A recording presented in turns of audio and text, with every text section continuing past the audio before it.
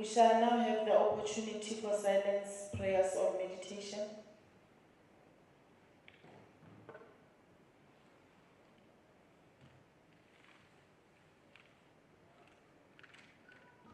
Thank you. You may all be seated.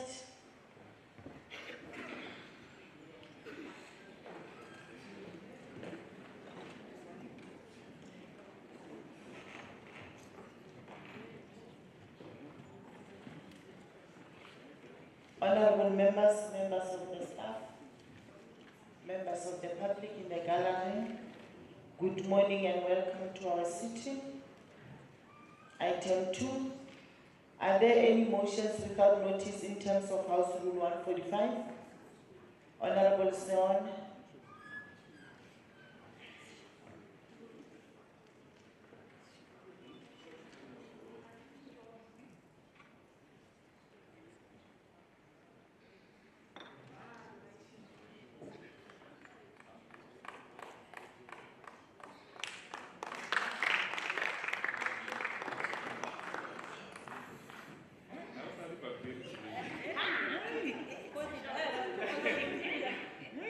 Honorable Speaker,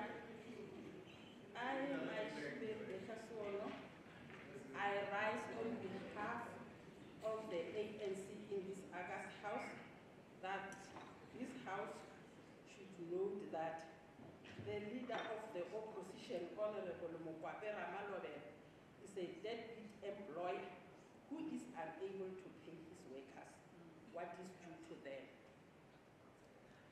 This joke of a businessman has no shame in not paying his employees. Honorable Sona, may we speak to the mic so that we can be audible? We can't capture all the things that she's saying.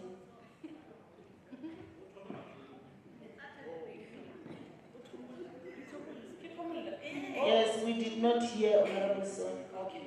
Honorable Speaker, I, Maishiwe Rebecca Siono, I rise on behalf of the ANC in this August House that it should note that the self-imposed leader of the opposition, Honorable Mokwapera Malobela, is a deadbeat employer who is unable to pay his workers what is due to them. This joke of a businessman has no shame in not paying his employees their salaries in these high economic times. He must be ashamed of himself that he carries on with his duties as a member of this house and earning a decent wage, which he fails to pay his employees a fraction of what he earns as a public representative.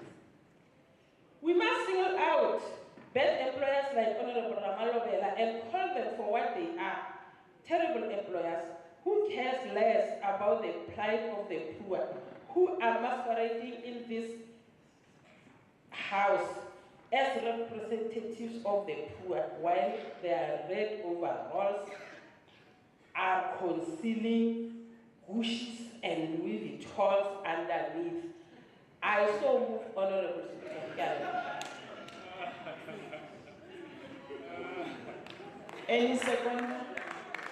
Honorable Makupe.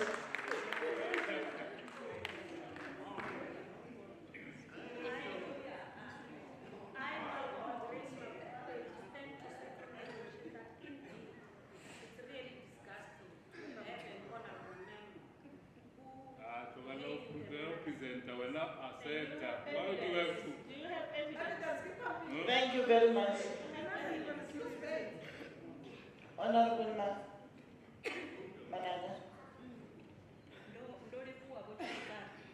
I, Honorable Lillian Managa, deployed in this house by the Economic Freedom Fighters, I stand here to object the motion that the Honorable Member has presented.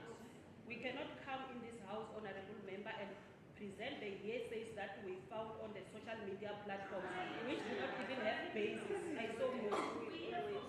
Thank you very much. The motion is objected. Honorable Michelle. Thank you very much. Honorable Speaker will ask for division of the House. Thank you. Yes. Thank you very much. Which rule is mandating that? Yes, The division of the house is proposed. We are going to do like this. Those who say yes will indicate, and those who say no will also indicate. Honorable Shock, I'm doing my job here. But I'm also having a responsibility to ask you. It's not my first time I'm doing this. But you don't know the rules. You know Okay. There's nothing wrong with that. Yeah, there's something wrong. Okay. Those who say yes, yes. Those who say no, honorable members, the yes prevail. Can you proceed?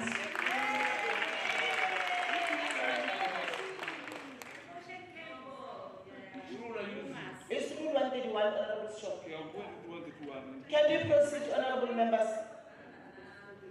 Honorable members, can you proceed? Are there any motions in terms of Rule 145?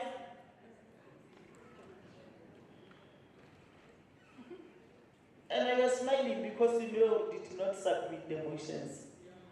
You know, Honorable Manak, which is the orders of the day.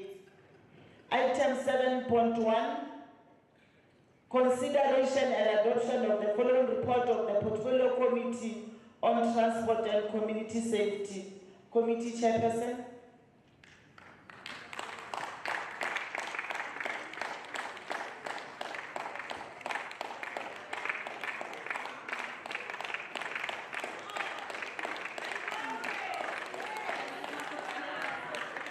Thank you.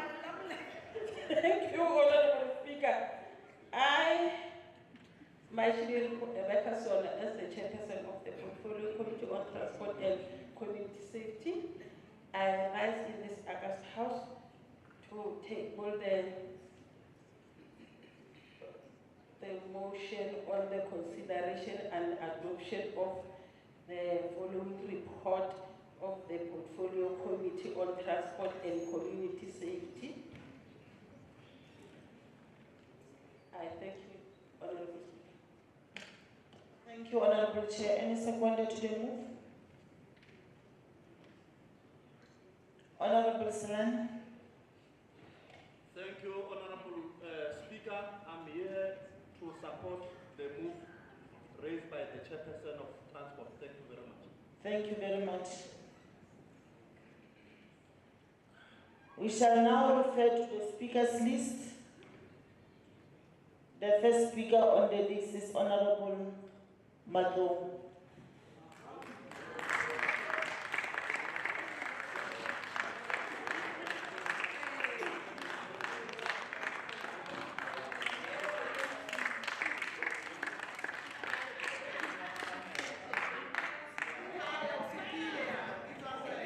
Thank you very much. Yes, Honorable Mato, before you proceed, are you satisfied, Honorable Shock, with the rules that you are asking? No, I'm not.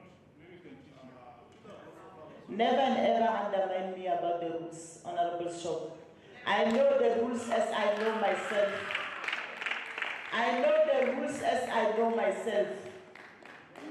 So you are having that rule book. I'm saying you are satisfied. You wanted to know which rules. I said 131. So I wanted to check, are you satisfied with that rule? No, I haven't went through it.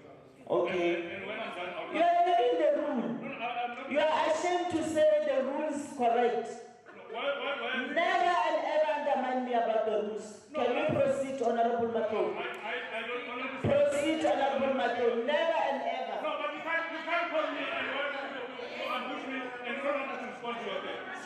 I'm not undermining, it's yourself who are undermining yourself. Because you tend to ignore the rules. You are the ones who are not... You wanted to know the rules. I said 131 and you are having a rule book, but you are not responding to the rule book. No, how do I respond because I'm reading?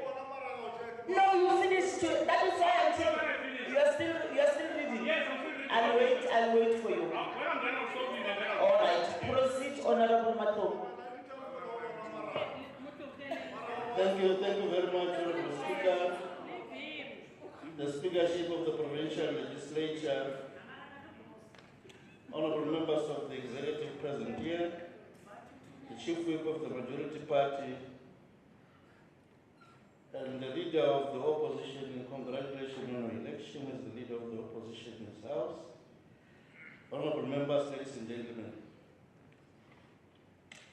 the ensuing debate that takes place at the time when our province has, on December 2022, Honorable Sishoka, experienced an increasing in the level of crime, especially those related to gender-based violence and femicide. Honorable Speaker, hotspots in this province that includes Tondo, Mangweng, Sishewo, and Giyani in regard to this particular matter. Accompanying this is the ever-present risk and threats of the transitional and criminal activities in the form of nicotines and other illicit activities. Gender-based violence and femicide, the GBVF, which it takes in a form of rape, domestic violence, and sexual harassment, have become endemic and also global pandemic. It has been recently referred to as a second scourge in the entire country. There have been major interventions by the ANC-led government to respond to this particular scourge.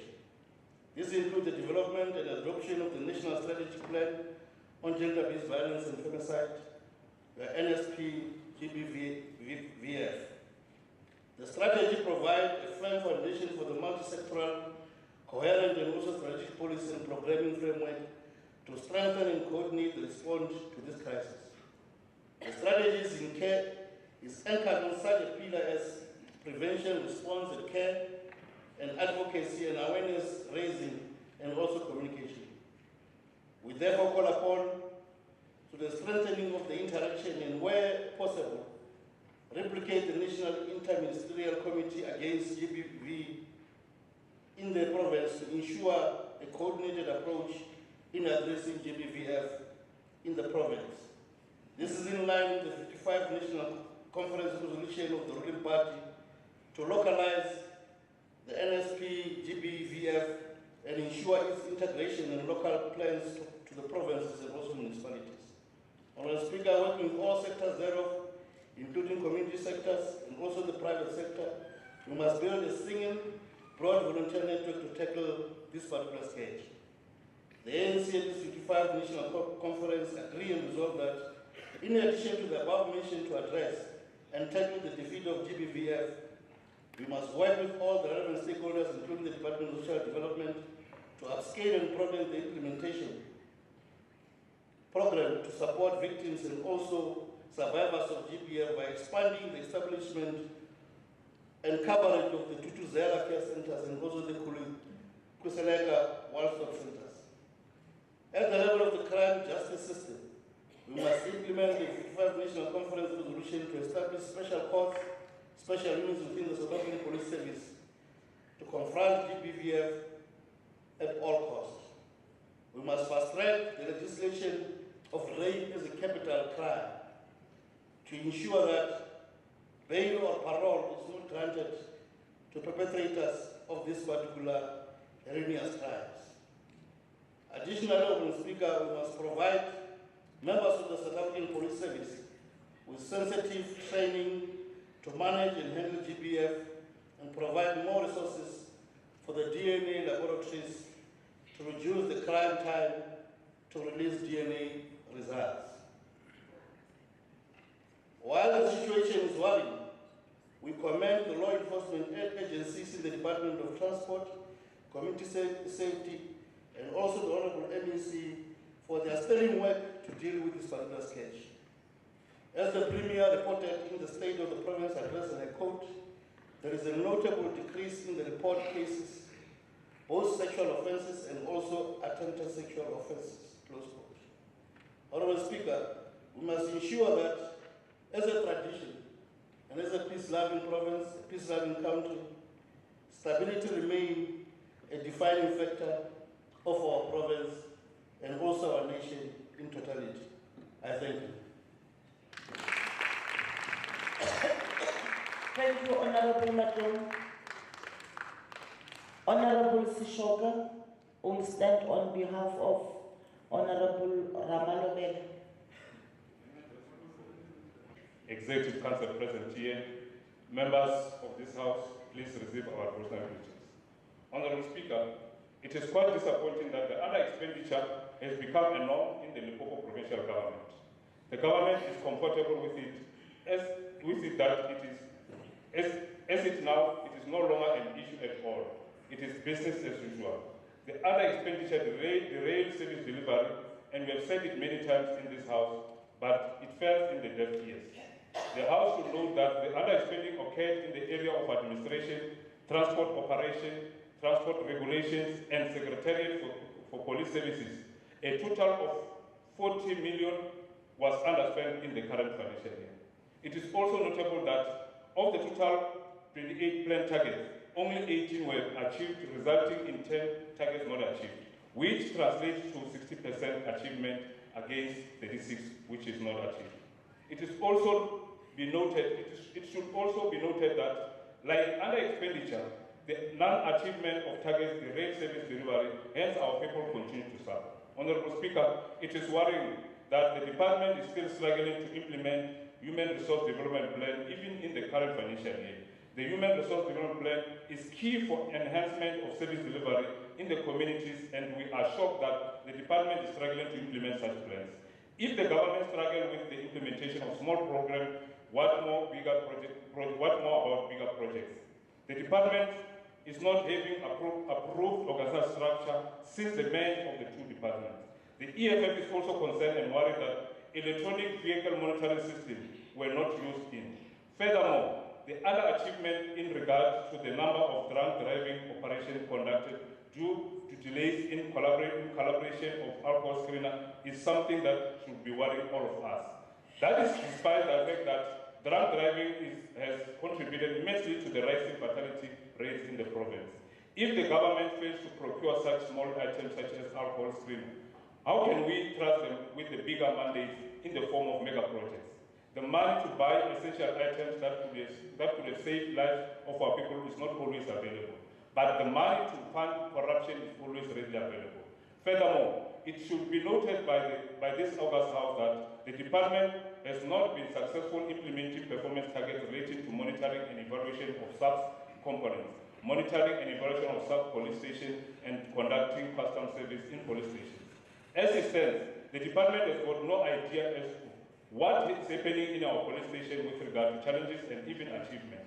There is also no proper assessment of functionality of community policing and safety forums.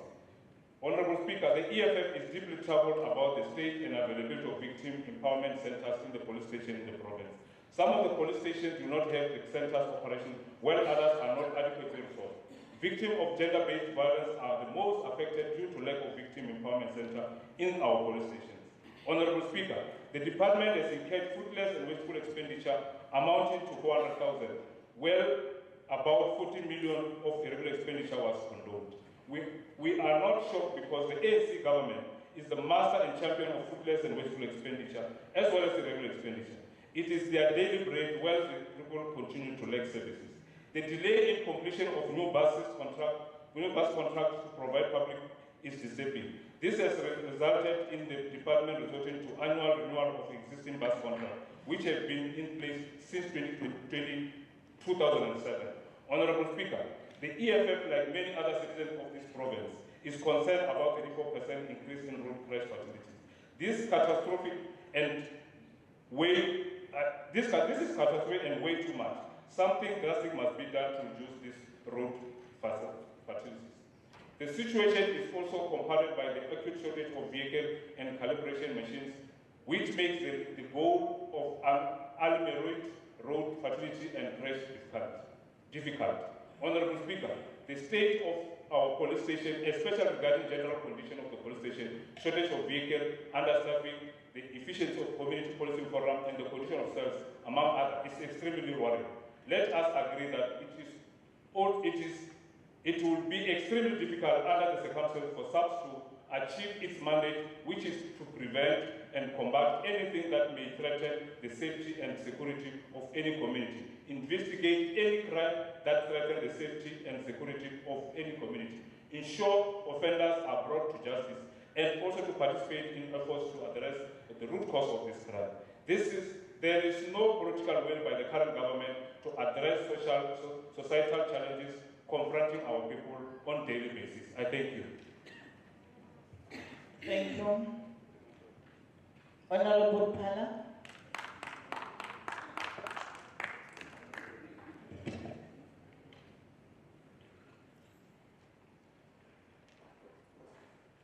Thank you, Honorable Speaker.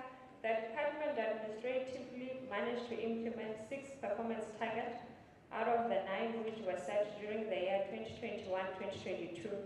The 3 which have not been achieved relates to implementation of human resource plan, skills development plan, and e-disclosure for employees doing business with the government. Though the committee had noted the action taken by the department by then, which included final warnings and group sessions, it was not impressed by the delays in solving these challenges. As a committee, we also noted that the new organizational structure had been approved and processes were underway to implement it in the 2022-2023 financial year. The department was still encountering challenges regarding skills development due to difficulty in sourcing service providers, similarly challenges relating to middle management employees who fail to disclose doing business with government persist due to inadequate enforcement measures put in place. This resulted in the condonation of 40 million in irregular expenditure. Honorable Speaker, one aspect that the department never disappoints on is the revenue collection. The department collected revenue of 731 million, impressively exceeding the annual target of 648 million by 47 million.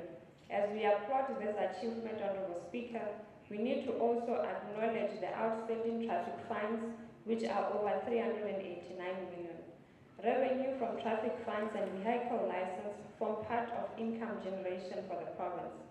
The 389 million in outstanding fines should be a great concern to this House. Poor collection of traffic fines is despite the means to capture fines onto the e-notice to allow outstanding fines to be paid by delinquents when licenses are renewed. The department's soft approach of traffic fines also creates a culture of impunity with drivers. We see fatal accidents on our roads daily, which is costly to the province. These accidents divert scarce resources from other social and economic needs of the province. Honorable Speaker, under transport operations, the department fell short by 1 target as they managed to achieve 7 performance targets out of the planned 8. Most of the achieved targets were exceeded relating to speed operation, safety awareness program, and roadblocks, amongst others. The remaining targets were not achieved related to the completion of new bus contracts, which have been a problem for the department's efforts to provide public transport for years now. Under transport regulations, the department recorded overachievements in relation to compliance inspections, speed operation, vehicles weight, drunk and driving operations, vehicles stopped and checked, roadblocks conducted, and weighing operations conducted. Despite this overachievement, Honorable Speaker, and the commitment demonstrated by traffic officials, as a committee we expressed our great concern on the acute shortage of vehicles and other resources which lessens the efforts to fight road fatalities and crashes to be achieved, as there were an increase of 34% in road crash fatalities in the 2021-2022 financial year.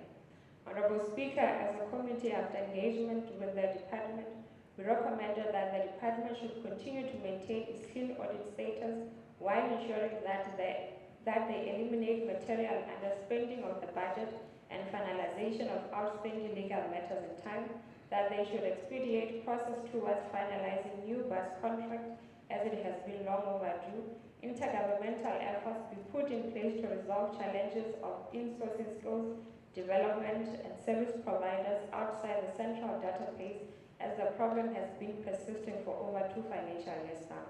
That the department should ensure that corrective measures are taken against employees who insist on doing business with the state, and their refusal to subject themselves to e-disclosure.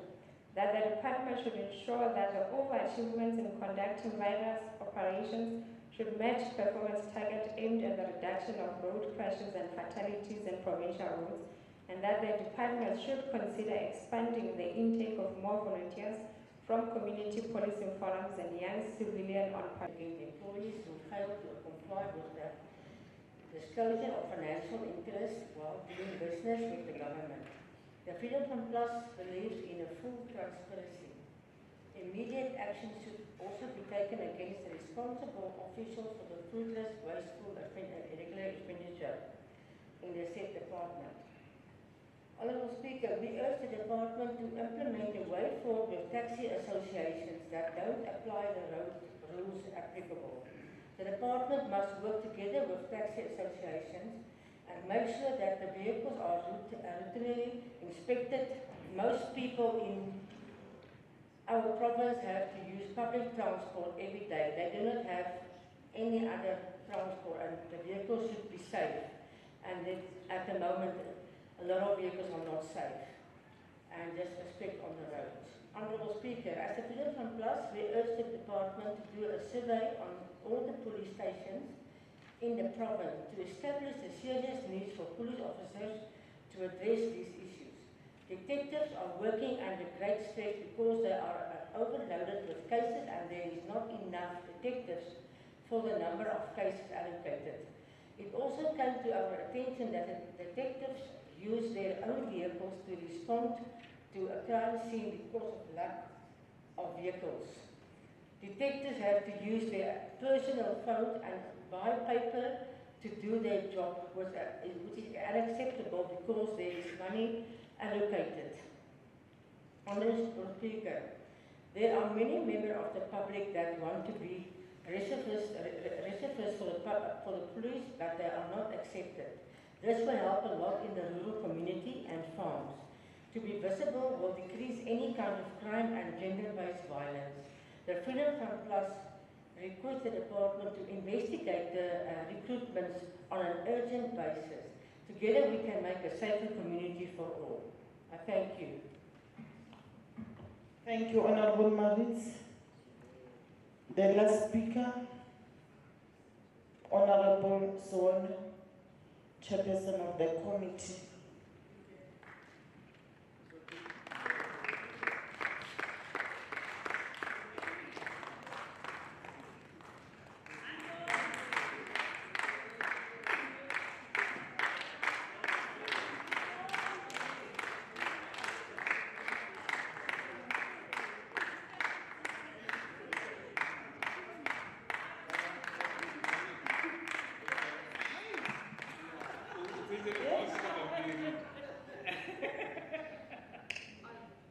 Honourable Speaker of the Legislature, Mayor Rosemary Olabo, and the Deputy Speaker in absentia,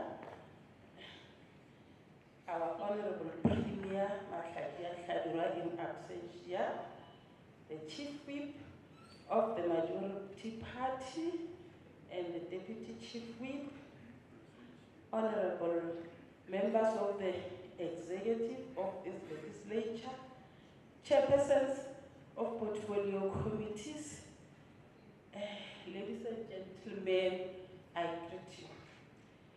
We welcome the 2021 Annual Report of the Department of Transport and Communities.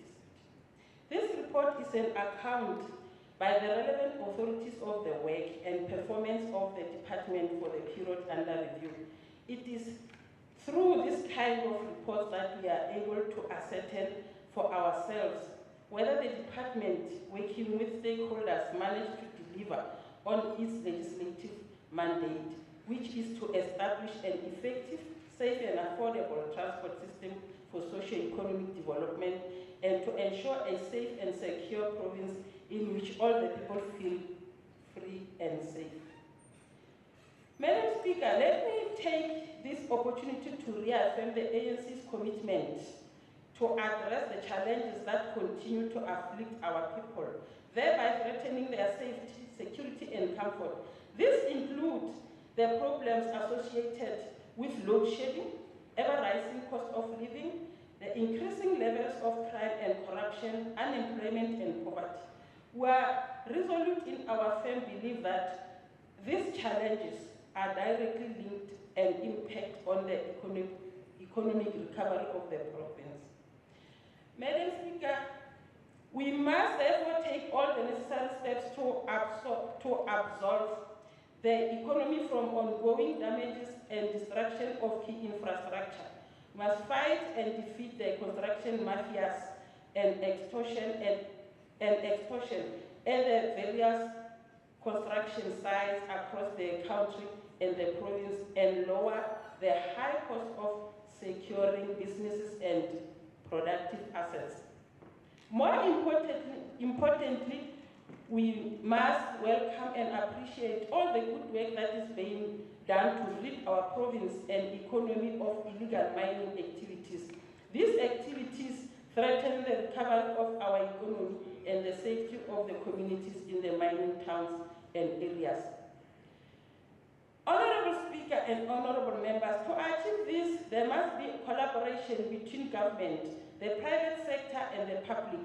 The ANC 55th National Conference resolved that provincial and local authorities must cooperate and establish local committees comprising of all stakeholders through the community policing forums to deal with the challenges as identified above, especially the high crime rate and corruption.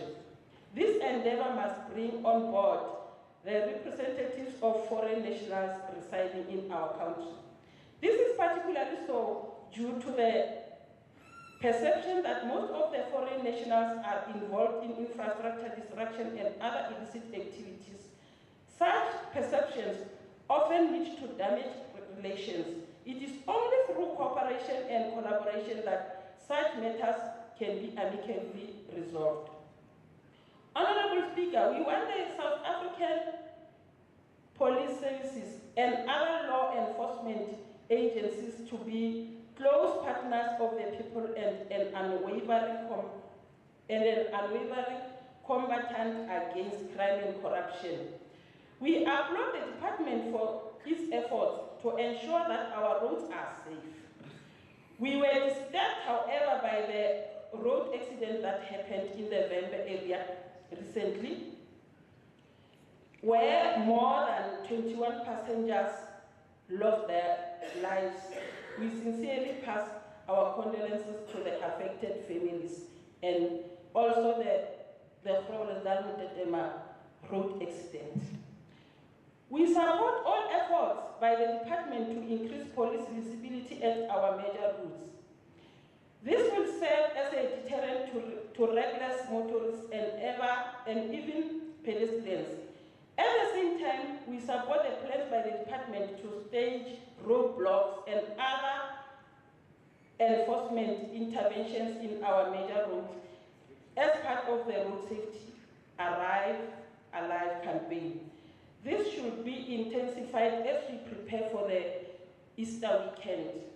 Honorable Speaker, the ANC at its 55th National Conference resolved that we should work with the recently established Border Management Agency to fight transnational organized crime. Our province is one of the major entry points of transnational criminals for narcotics and other illegal substances and activities.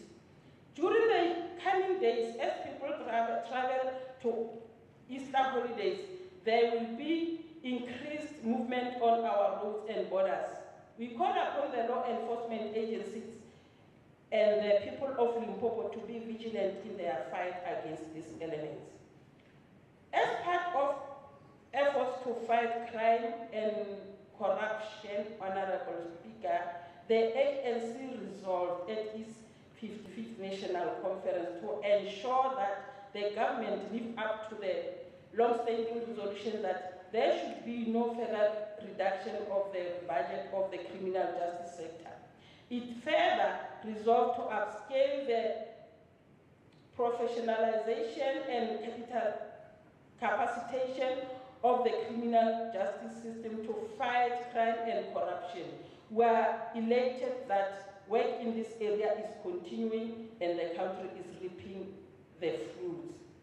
We urge the department, as I conclude, Honorable Speaker, to work with relevant bodies and stakeholders to improve specialization within SAPS and other law enforcement agencies to ensure that there is speedy finalization. The MEC is responding to the debate first. Honorable Speaker. Oh, thanks very much, Sishoga.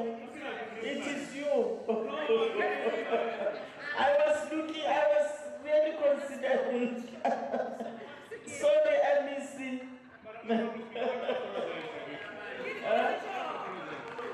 No.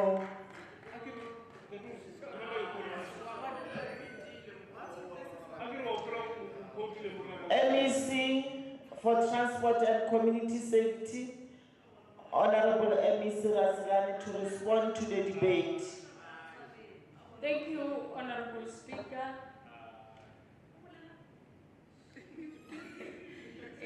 Honorable Session.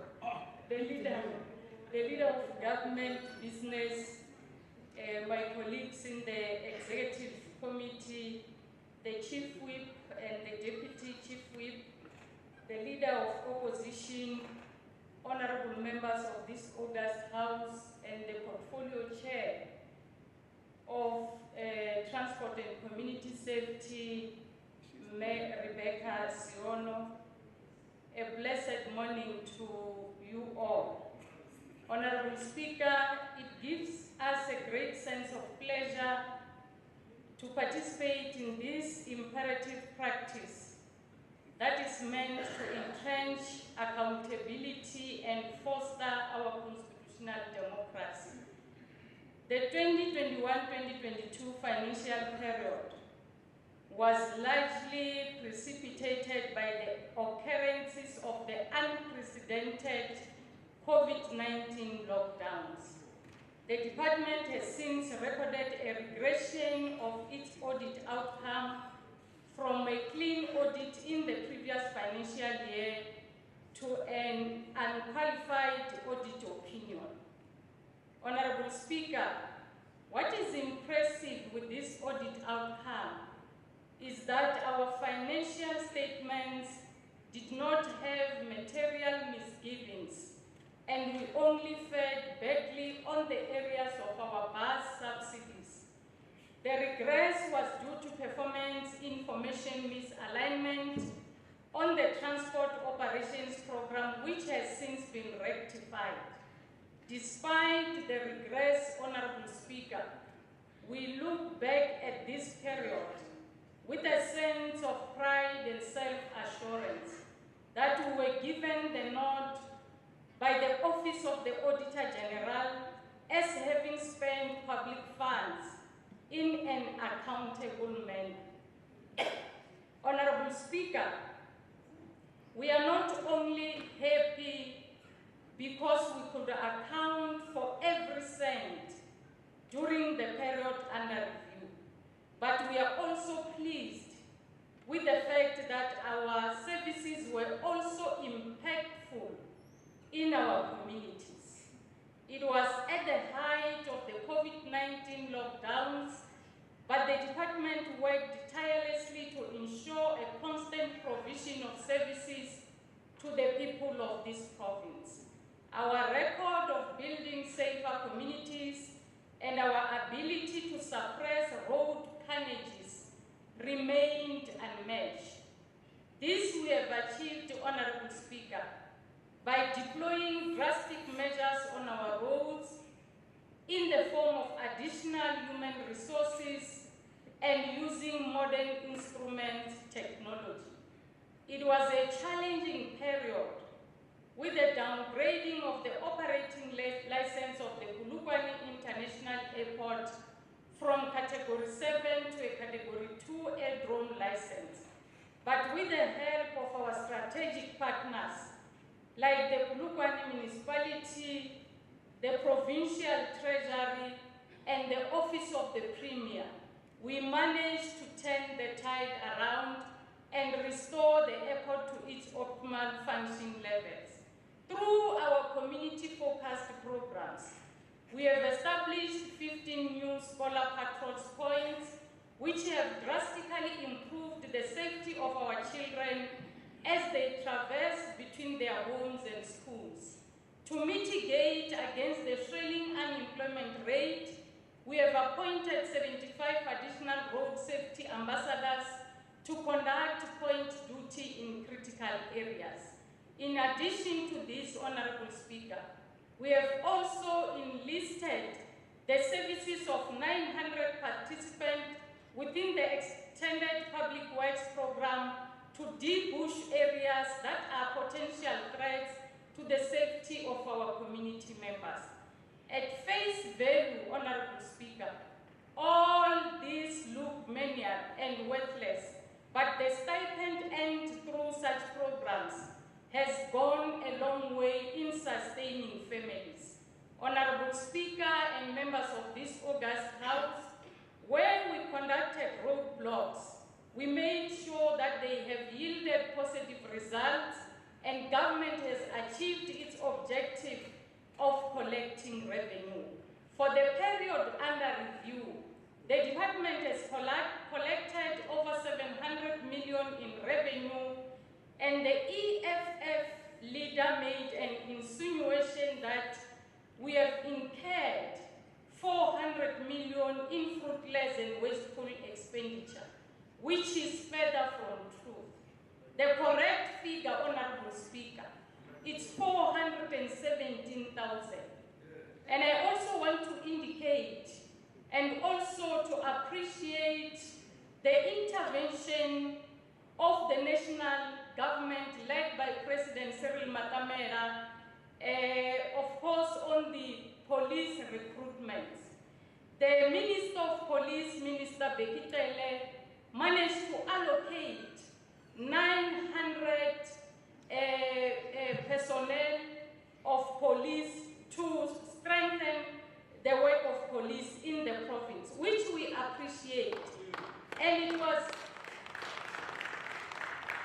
not only the number of personnel, we also received the allocation of new vehicles as a way to try and assist our police.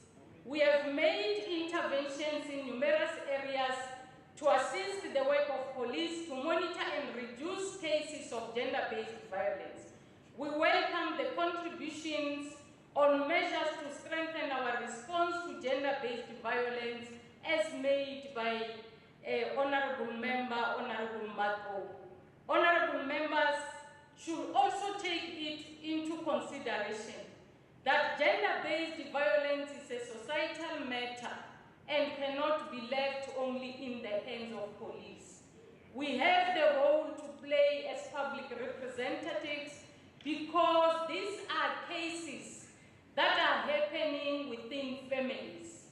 So if we don't spread a clear and correct message to the people that we are leading, we keep on pointing fingers to the police.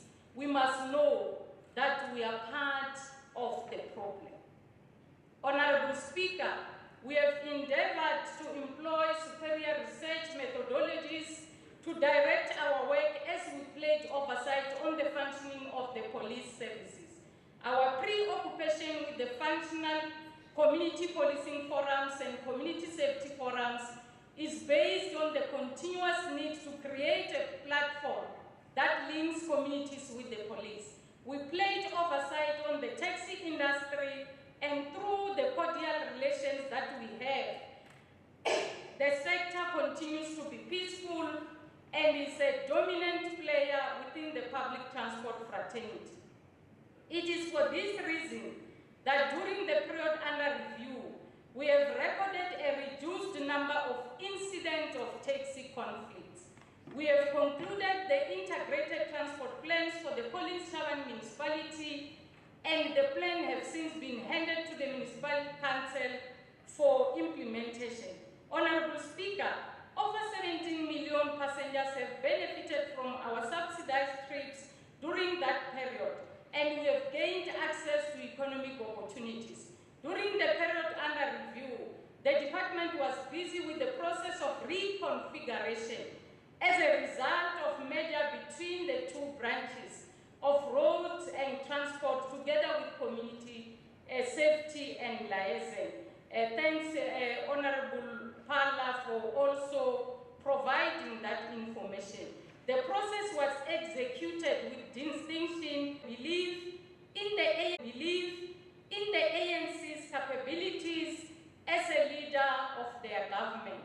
Thank you, Honorable Speaker. Thank you, Honorable MEC. Thanks for the response.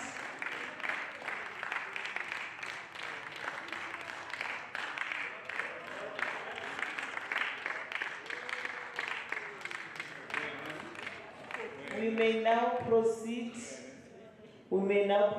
to 7.2.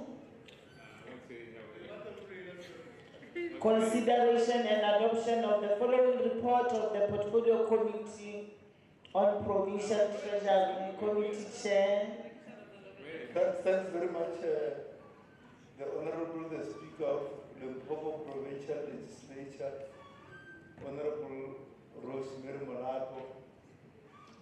On behalf and in the name of the Portfolio Committee on Provincial Treasury, I hereby move that the first quarter performance report of the Department of Provincial Treasury that has been prepared by the Portfolio Committee as appears on announcements, tablings, and committee reports, otherwise referred to as ATC, be adopted as a report of this Honorable House.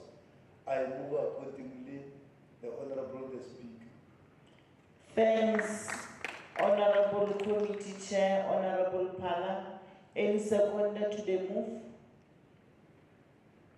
Honorable Lachanyane.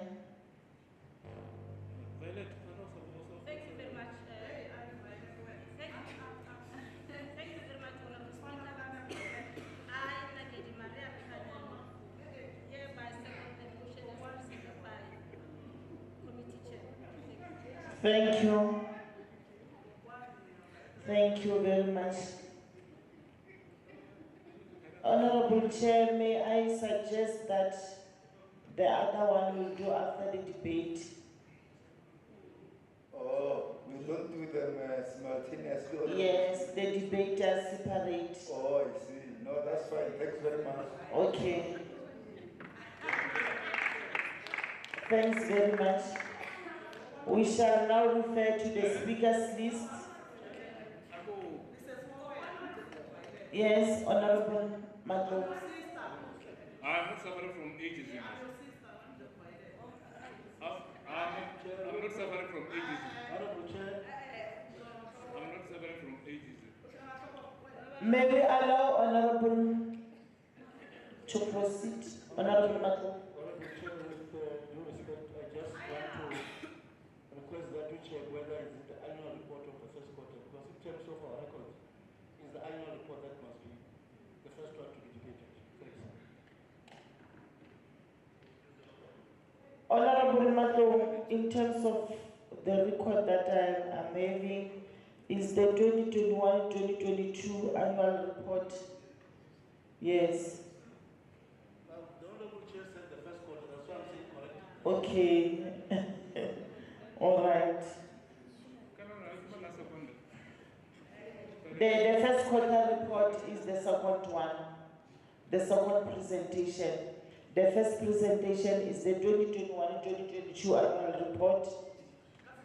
May we proceed with the debate on the 2021-2022 annual report of the Department of Provincial Treasury.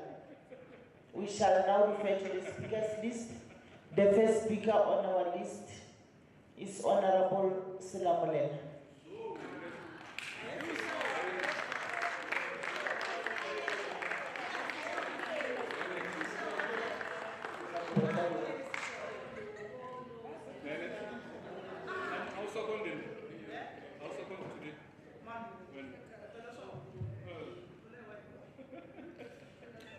Honorable Speaker, thanks very much. Honorable Speaker, our leader of government business and MEC for Provincial Treasury, members of the Executive Council of our beautiful province, Limpopo, leader of the ever-opposing opposition, the chairperson of portfolio on Treasury and chairperson of other portfolios, friends, colleagues, compatriots. I take this moment to greet you today to reflect on the annual report for the Provincial Treasury for the financial year 2021-2022. Honorable Speaker, the Constitution of the Republic, the Supreme Law of the country, Act 108 of 1996, read together with the Public Finance Management Act 1 of 1999, and other various pieces of legislation bestows on us as a portfolio committee a responsibility to oversee performance on service delivery of the department, and in this regard, as a portfolio committee on provincial treasuries, a responsibility to oversee performance of the Department of Provincial Treasury. Now, in fulfilling this mandate, Honorable Speaker, the Portfolio Committee led by Honorable Holani Parliament on the 11th of October 2022 to reflect on the performance in relation to the annual report of the said financial year. And Honorable Speaker, in this report we looked into various issues, first being the audit performance of this department. One, as we looked into the performance, the audit performance, we appreciated and continue to applaud the Department of Provincial Treasury for consistency in its audit outcome.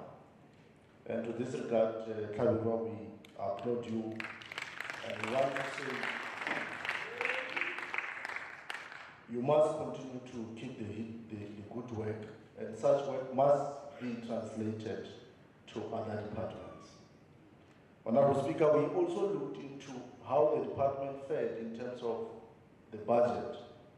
And to this regard, it was heartwarming to realize that the department had spent 96% of the budget, which is 895 million rands in rents of the total 910 million rands in rents. To this regard, we're very, very inspired because it shows that we don't just come and appropriate budget to a department, but they equally spend that particular budget, which is a very commendable development. Honorable Speaker, we looked into the programs, the performance. The program on administration performed very, very well with the 95% spending on the allocated budget.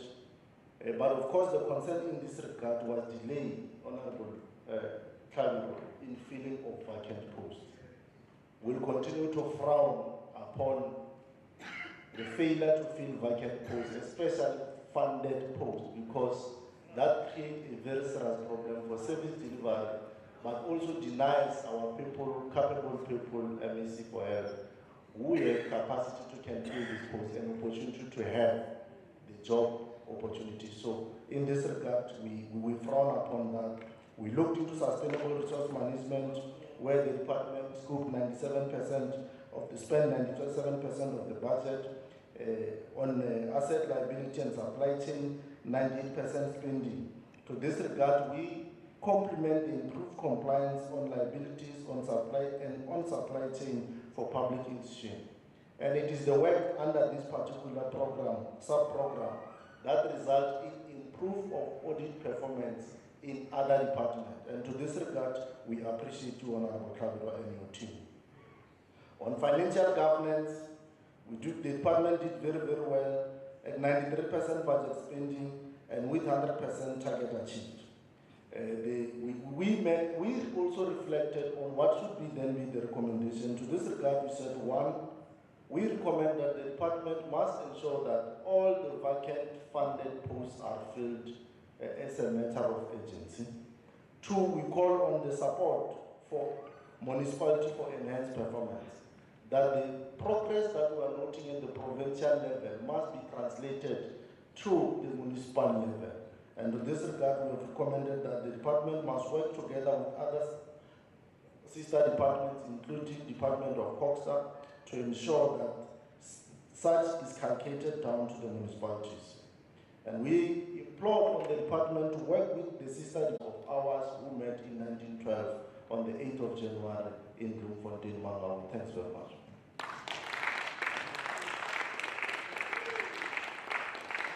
Thank you. Thank you, Honorable Slamulela. Honorable Mphahlele.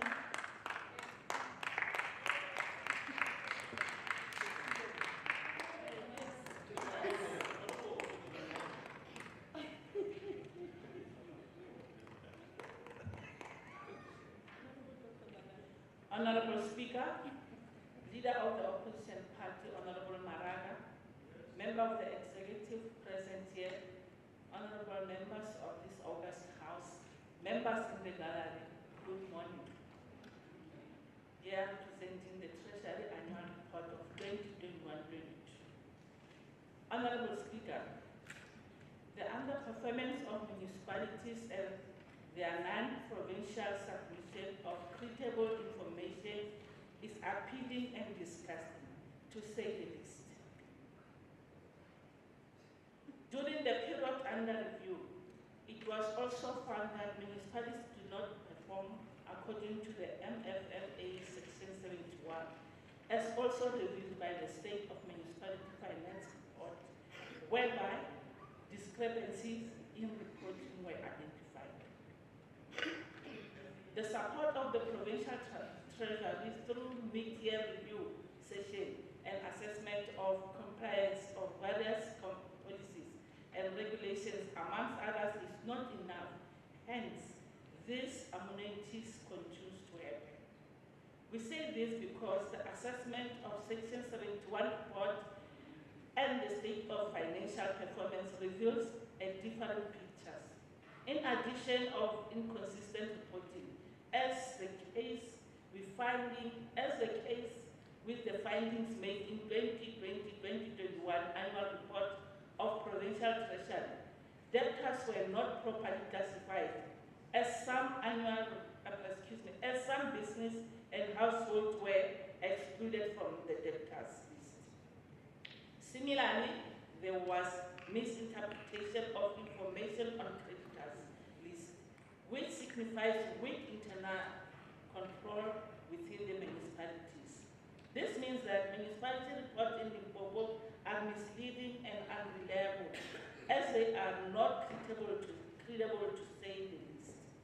We call upon the Auditor General to pay more attention to municipality financial report from Limpopo because majority of them are not credible. These reports are prepared by dishonest officials who want to create an impression that all is well in municipalities, while this is not the case. Dishonest officials must be subjected to consequence management to set an example for others, not to fall into the same temptation.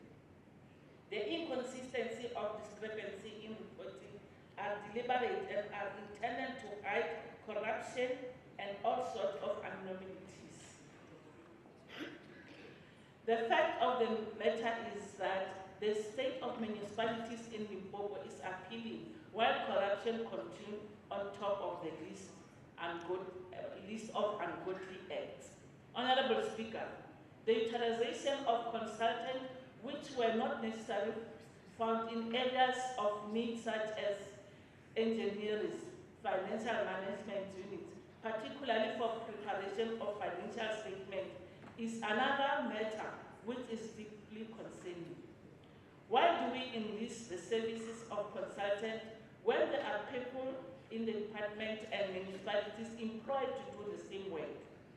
The money you spend on consultants could be channeled towards the greater cost of improving the lives of the poor through poverty alleviation programs. The EFF government will ban the usage of consultants and project management units as a basis of delivering government services.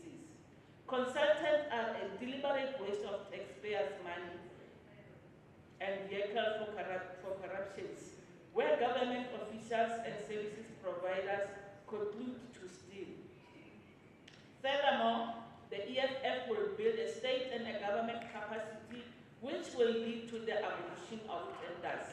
Honorable Speaker, the non-filling of posts which has been recruiting for the past 3 financial years is concerning. This was a very serious implication on service delivery. Out of 180 posts which have been planned for filling, 86 were filled while others were still scrutinized. The difference between the posts filled and those not filled is shocking. Perhaps you should ask, what happened to the money that has been budgeted for the filling of the posts? MEC? We are talking about funded posts, by the way. Can we get some content explanation, please? There are so many questions that remain unanswered in this department, and the EFF will not stop at nothing but to get to the bottom of the matter. I thank you.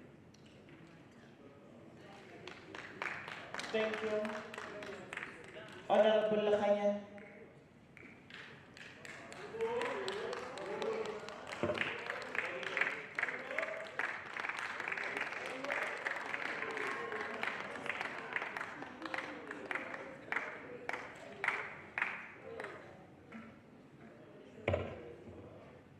Thank you very much, Honorable Speaker,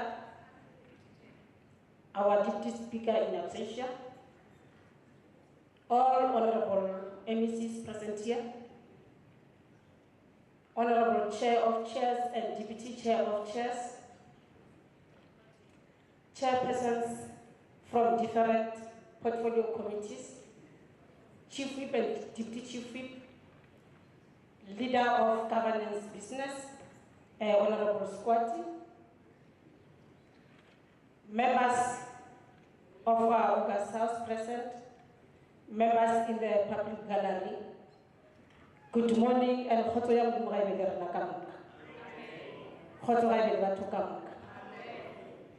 Honorable Speaker, the Provincial Treasury Portfolio Committee met with the Provincial Treasury Department on the 11th of October 2022 to interact on the 2021-2022 financial year annual report.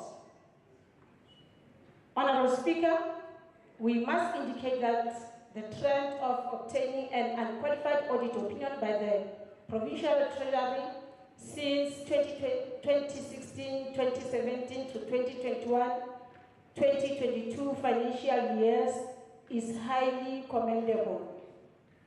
The audit opinion is obtained without the material misstatement. We are so pleased, Honorable Speaker, that the Treasury is leading by example.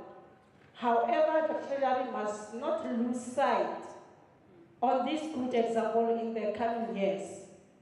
The department must also assist other departments and municipalities in ensuring that they take care for itself and ensure that their financial health is in a good state. The department must work hard, Honorable Speaker, to capacitate office of the CFOs in the departments that are lagging behind in terms of the preparation of the annual financial statements. Honorable Speaker, it is concerning that in this 6th term of office, municipalities still struggle with the preparations of annual financial statements. The department reported that it provides continuous support through mid-year review session and assessment of the compliance to various policies and regulations.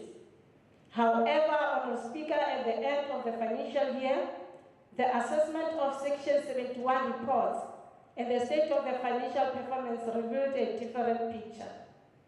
The department must come up with the measures to capacitate personnel in finance of municipalities, and training should be compulsory. Those who do not attend should face consequence management, Honorable Speaker. We cannot always accept and treat the usage of consultants as business as usual, while when adverts are out, they indicate the qualifications and skills required to perform that job. We view the usage of consultants as and it doesn't argue well with the department to obtain clean audit. And at the end of the financial year, Honourable Speaker, money is underspent. It was reported that the Treasury spent 291.2 million, or 97.5% of its financial compensation of employees appropriation of 298.7 million.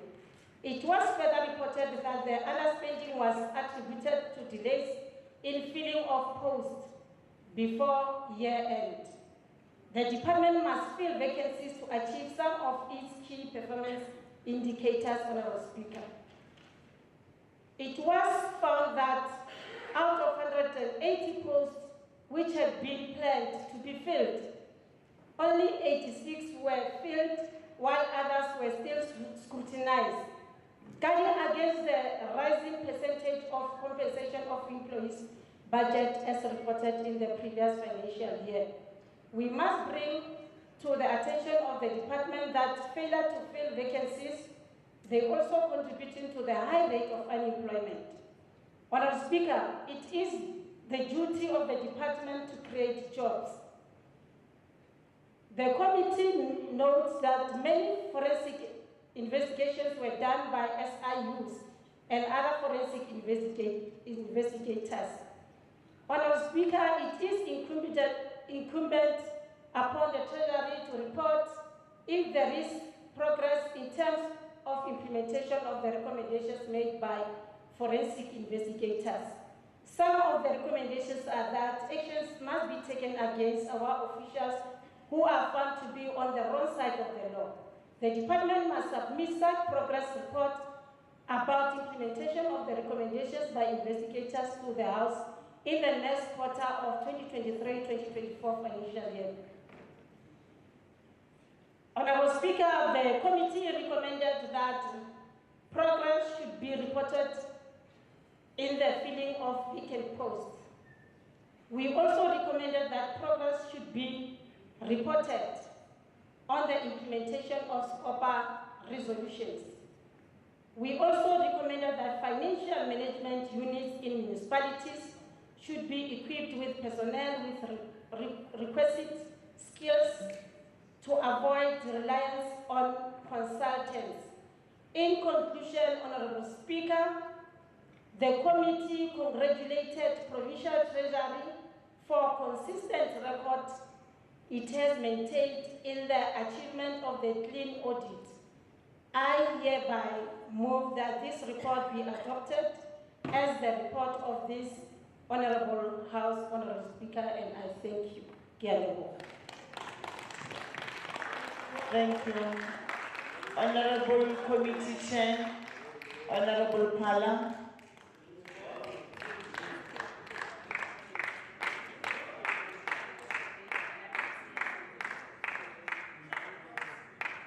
Thank you very much, the Honourable Speaker of the Provincial Legislature of Limpopo, Honourable Rosemary Malapo, for giving me this opportunity to debate the 2021-2022 annual report of the Department of Provincial Treasury.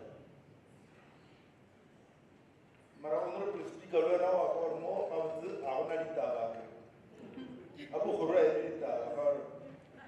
this department has been getting clean audit for 5 years. So, irregular expenditure, fruitless and wasteful. Clean audit, not unqualified audit opinion. Clean audit for 5 years. And that is why we always say, without contradiction, that this is the best department in the provincial government and is one of the best performing provincial treasuries in the Republic of South Africa.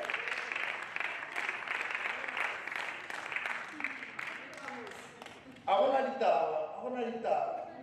Aba go fa 10 minutes ba re go bolele. Abona ditaba o re. Abona ditaba. Mara already honorable Slamana covered the ground because in general, internally are running the department well. That's why they get the clean audit, not 1 year, not 2 years, not 3 years, not 4 years, 5 years. So they're running very well.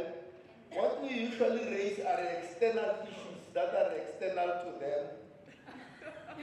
That like we usually raise the issues, and I'm sure you heard Honorable Patel was talking about the work that they should do in municipalities, which is external work. Abarani Maspala to Mushoka Buona. What a so, I want to speaker, because and that's why we usually raise these transversal issues that they should attend to through the powers they have in terms of Public Finance Management Act. That they should work with other departments and entities and municipalities, Honorable Mbashele, to ensure that they also help them to improve their audits. And they should, where they have the powers in terms of the PFMA, ensure that such things such as irregular expenditure, fruitless and wasteful expenditure, and unauthorized, unwanted expenditures of that kind are dealt with and they are brought to a nullity.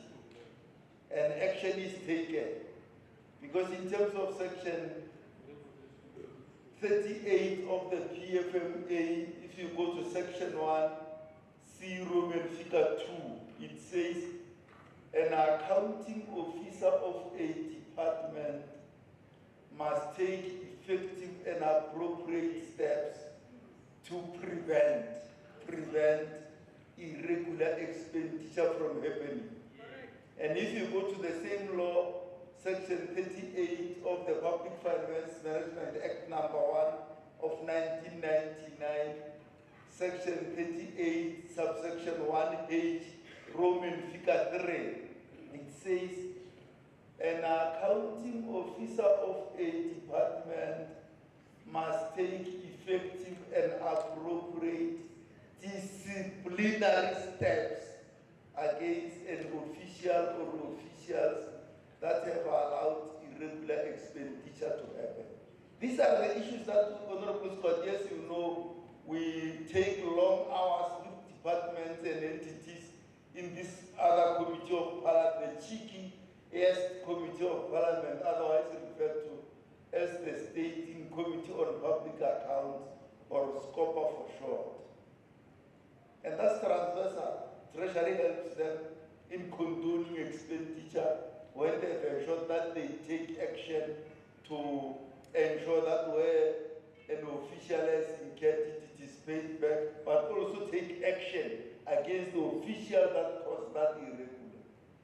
And the same with transversal consequence management, that we are concerned about it, we are going to raise it with the Premier's office also, but with Treasury, that we are concerned about the level of consequence management, that officials that transgress, it doesn't look like we are taking effective and appropriate steps against them. And when we say steps, we don't mean training and workshops, we mean disciplinary steps against them. And the same with the spending of conditional grants, Honorable, is that we want conditional grants to be spent. We are concerned every time when departments do not spend conditional grants. I think Honorable Scott on Tuesday was tabling here some amount, is it 100 million, of the building of houses, human settlement grant, that is going to other provinces. I'm sure you heard that members who are going to come back to this legislature, who are very unhappy about things like those where conditional grants are not spent. But also general understanding, but it doesn't run them. Every department has got the head of department, an MEC, and a chief financial officer. The job, however, is to use the powers in the PFMA to help them, to turn them around, so that they also get clean audits. The Honorable Treasury, don't you clean audit, or our perform clean audit, or our clean audit. Good one respond every time come with a clean audit. Also, I will tell you, Honorable Speaker, I'm sure who will Honorable Speaker Malabo, sorry, I'm province in Yaburina.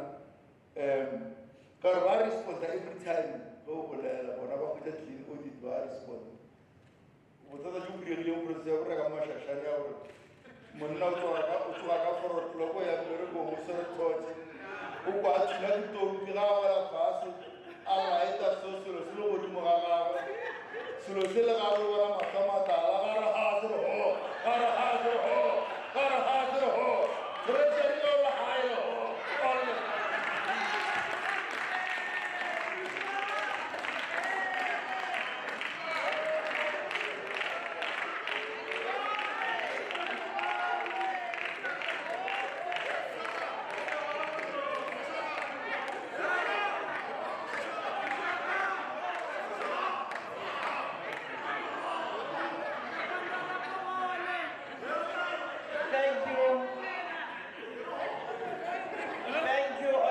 Members,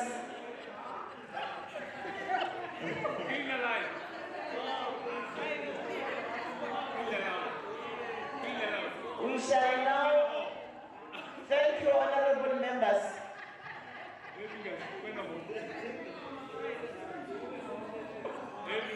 Before that, thank you. Honorable Shoko, we are proceeding. Let's proceed to item 7.3. Consideration and adoption of the following report of the Portfolio Committee on Provincial Treasury on the 2022-2023 first quarter report. Honorable Committee Chair. Thanks very much, Honorable Speaker of the Provincial Legislature, for giving me this opportunity to table the report of the Portfolio Committee on Provincial Treasury on the first quarter performance report of the Department of Provincial Treasury for the financial year 2022-2023. I move accordingly, the Honorable Speaker. Thank you. Thank you, Committee Chair, Honorable Pala. Any seconder to the move? Honorable Slan. Thank you, Honorable Speaker. I here to support the move raised by Honorable Pala. Thank you very much. Our first speaker on the debate is Honorable Slamle.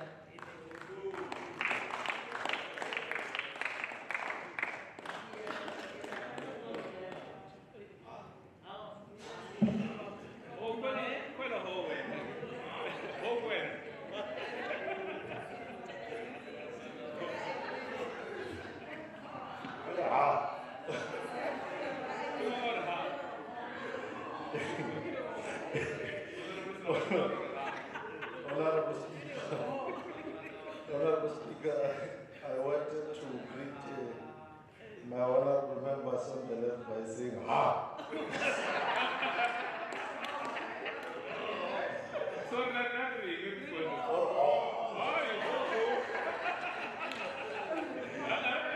So, Honorable Speaker, thanks very much, Honorable Speaker.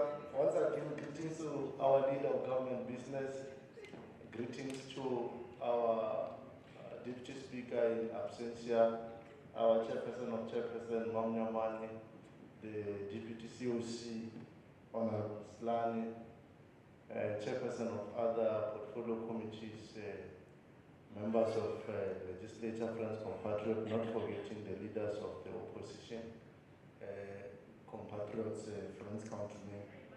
Once again, allow me to greet you. Honorable Speaker, on the date of 11th of October 2022, in line with fulfilling the obligation imposed on us by the Constitution of the Republic, the Public Finance Management Act, and other various pieces of rules and regulations, including and not limited to the rules and regulations governing this August House. We met to reflect on the first quarter performance. And on the occasion of the reflection on the first quarter performance, we looked into various programs thus far. How is the department faring? Our understanding as we looked into the first quarter performance, Honorable Pala, was that therefore the correct start will result in correct results. And if we don't start on the correct footing as a department, we may not end up on a correct footing. And as you have said, usually there are no issues in as far as this department is concerned, and like you have said, our concern is always on how they impact on other sister departments and municipalities. And to this regard, we're impressed with the fact that on first quarter, in as far as the program of administration, they were already at 20% of the budget already spent, which is in line with the prescribed norms of expenditure, which is something which was very, very good for us as we observed. In as far as sustainable resources are concerned, as of this quarter, of the first quarter, the expenditure stood at 19%, still which is in line with the norm. And this 19% represented around 30,075,000 rands in rands of the total of 69,987,000 rands in rands.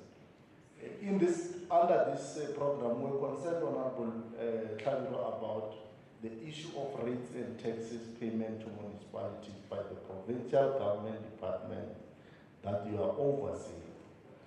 We continue to say, if we can't be the ones who pay rates and taxes to municipalities, we therefore cannot speak about sustainability of that sphere of government.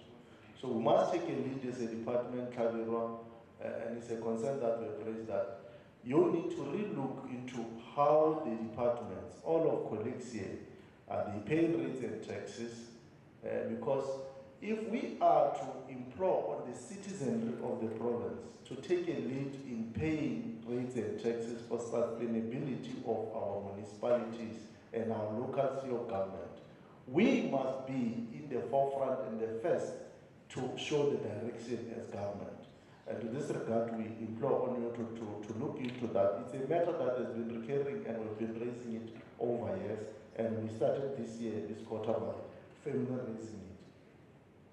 We continue to emphasize the need, to work on the intergovernmental fiscal relations so that there is synergy and inflow of the good that happens in the provincial treasury, that it must happen in sister department, but it must also cascade down to municipalities, Honorable Power.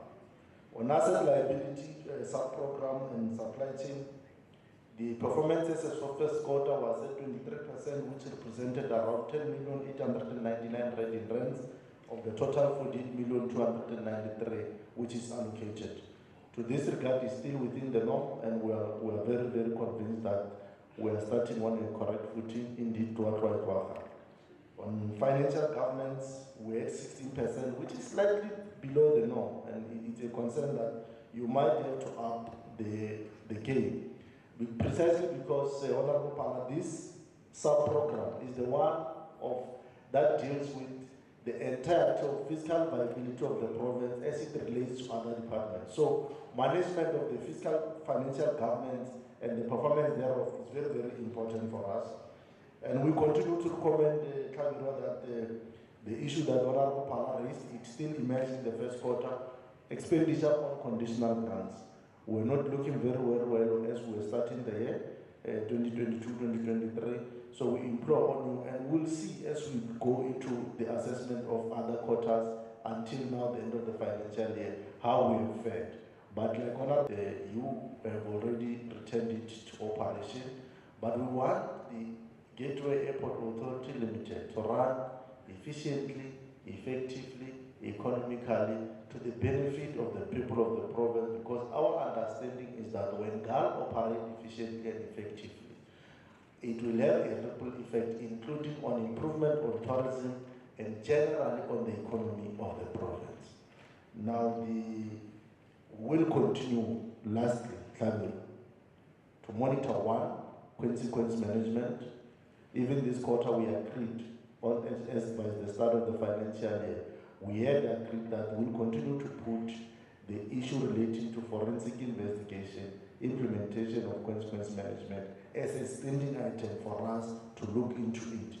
But beyond that, we'll also look into the performance of how do you fare about the continuous allocation you are putting to Great North Transport as funding the turnaround strategy of that particular entity. Because we have said here on occasion of the discussion of the third quarter of Economic Development Department, and we have said on the third quarter discussion of Provincial Treasury, that for us to facilitate economic transport, economic development in the province, we have a duty to ensure that people movement is effective and efficient. And for you to have a smooth transportation of people is a necessary tool for economic emancipation and economic development. So that is why we have said as a committee that we'll put at the apex our continuous monitoring of how we are faring in supporting Great North Transport. Indeed, we are very convinced, as the chair of this portfolio says, that whenever you say ha, thank you very much.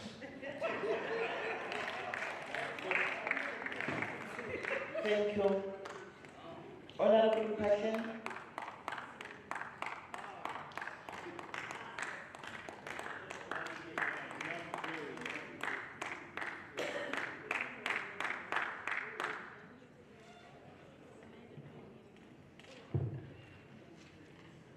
Honorable Speaker, members of this August House, members of the executive, leader of the opposition party, Honorable Mananga, members of the gallery, good morning.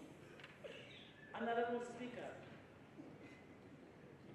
it is true that the department is performing well, but it's after the inputs that the opposition has put on table, the investigation to improve what we have said. I'm here to debate about the Treasury debate from 2020-2023 first quarter reports. Honorable Speaker, non-spending of conditional grant is a serious challenge in this department as it is continuous and maintained. It is shameful that this bad tendency is perpetuating and promoted by a coordinating department called Treasury instead of leading other departments by example. There is a saying that says, when the fish rot, it starts rotting from the egg.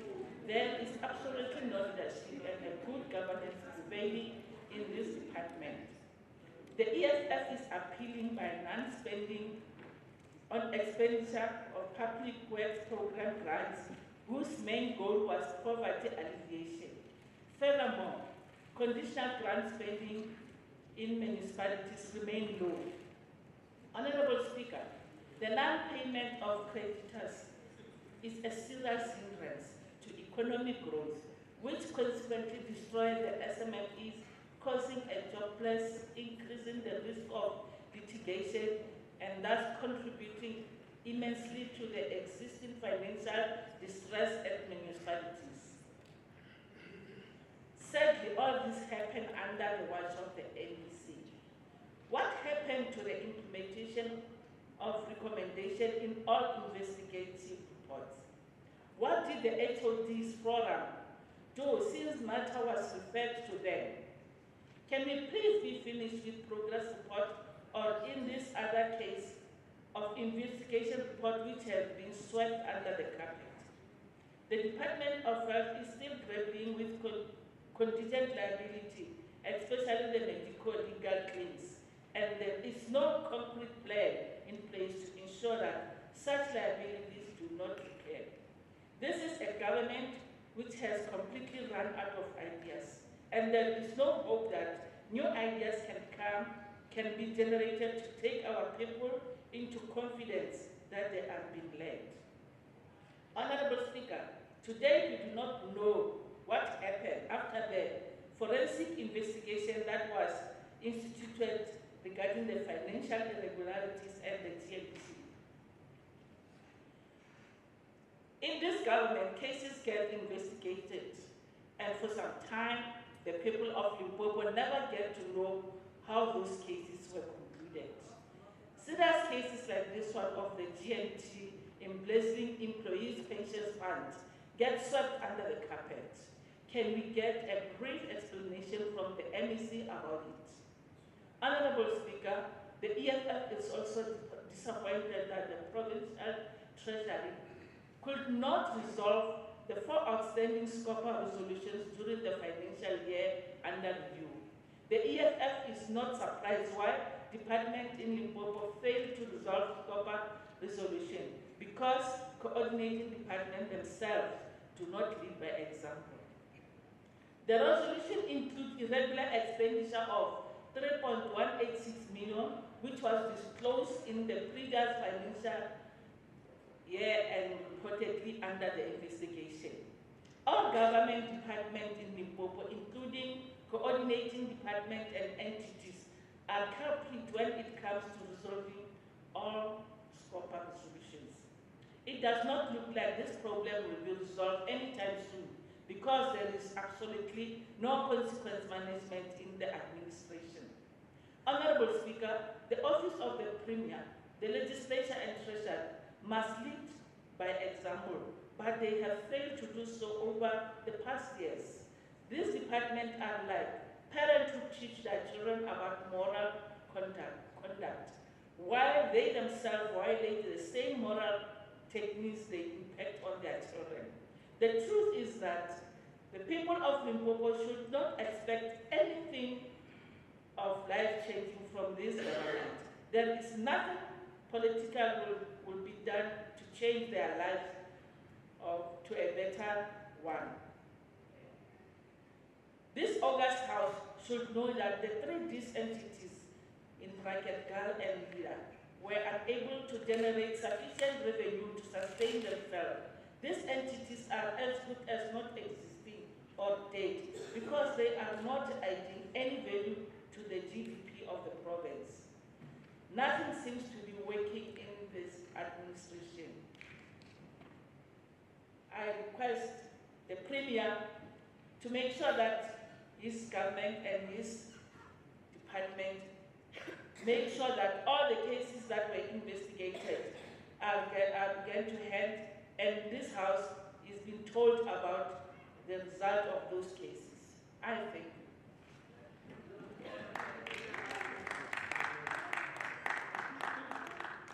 Thank you, Honorable Khanyan.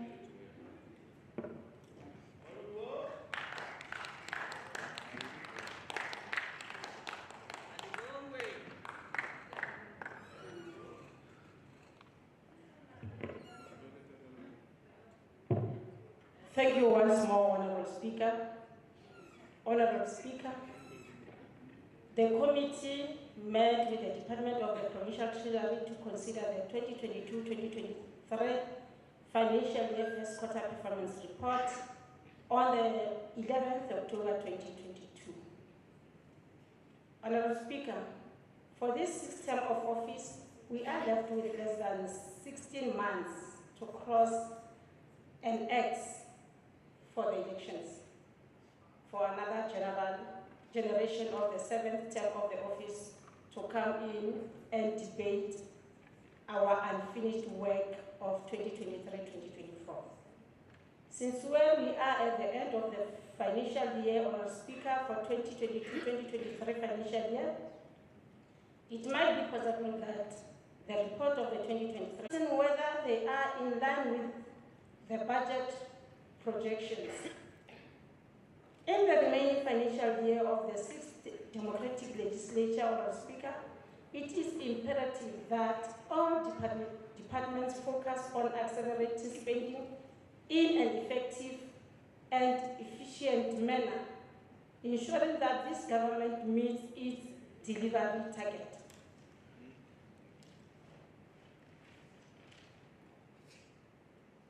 Honourable Speaker, we have noted with the concern that departments and most municipalities could not spend conditional grants during the quarter under review, particularly on EPWP, Expanded Public Works Program. The EPWP grant is meant to alleviate poverty to the poor and the working class. It is important that before the end of the financial year, Honourable Speaker, improvement on the spending of the EPWP grant is effected and all grants are spent at the end of the financial year. It was also reported that the departments have developed spending plans on conditional grants, Honourable Speaker, and such plans would be closely monitored on a quarterly basis. As a committee, we will play our oversight role to ensure that indeed the plans are implemented and what was reported was not for malicious compliance. It is not necessary for the committee, Honourable Speaker, to emphasize that municipalities need reliable resources or revenue to provide basic services and performance to perform their functions. Rates and taxes are important source to generate revenue for our municipalities. Revenue from rates and taxes, Honourable Speaker, are used to fund services that benefit the community as a whole, as opposed to individual households. Throughout the 2021-2022 financial year, the committee has been concerned with payments of rates and taxes owed to municipalities by our departments. In the first quarter, Honourable Speaker, of 2022-2023 financial year, we noted that the challenge of non-payment is persisting, including debts owed by households to municipalities. It was also reported that at the end of the first quarter of 2022-2023, debtors booked for our municipalities in the province stood at 10.7 billion, and 89% of that amount was unlikely to be collected over the period of 90 days, Honourable Speaker. A total of 9 municipalities, being Blueberg, Greater Letaba, Mopani, Morale, Venda District, Belavela, Mutumolele, Mokopong, Tabazimbi, and Waterberg District, didn't report on their debtors. It was reported further that weak credit control or inadequate update of indigent register has been contributed to that anomaly. Honourable Speaker, Provincial Treasury must move swiftly to assist municipalities to improve their debtors control system.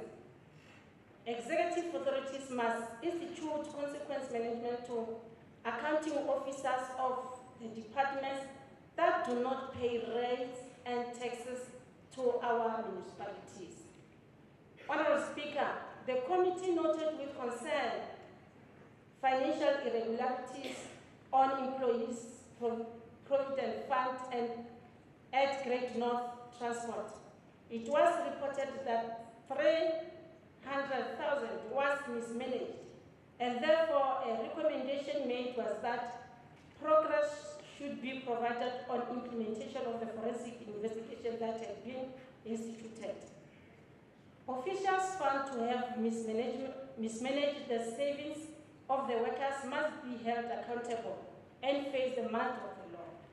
We cannot allow some dubious employees to misuse the financial securities of other employees who would enjoy the benefits of their suite upon retirement or resignation. Honorable Speaker, as the committee recommended that spending on conditional grants should be improved. Property recording, reporting should be necessitated in the municipalities whenever submissions are made to various government structures. On non-filling of funded vacant posts, Honorable Speaker, that have been recurring and causing underspending in programs, the committee recommended that contingent liabilities has increased from 14 billion to 16 billion in 2021-2022 financial year. Honorable Speaker, the committee also recommended that Provincial Treasury and COXA should ensure that adequate assistance is sufficiently provided in the municipality to improve performance in municipalities which require financial management units. Progress should be reported on consequence management on officials who had collapsed GMT, including financial recoveries made on that provident and pension funds. Honorable Speaker, we also recommended that progress should be made on the implementation of the litigation strategy in the Department of Health. As the committee, we commended the Treasury for ensuring that the budget focuses on economic recovery and job losses emerging from COVID-19 pandemic.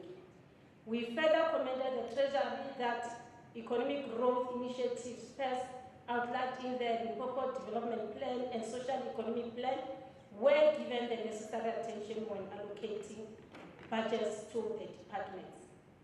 We further note that the funding had been earmarked to departmental projects stimulating economic growth and job creation in the province. The committee encouraged the department to ensure these funds be spent maximally to the benefits of our citizens within the Limpopo province. Honorable Speaker, in conclusion, as the committee, we hereby move that this report be adopted as the report of this Honorable House. I thank you, dear Lebo. Thank you. Thank you, Honorable Kanyang. Honorable Pala, the committee chair.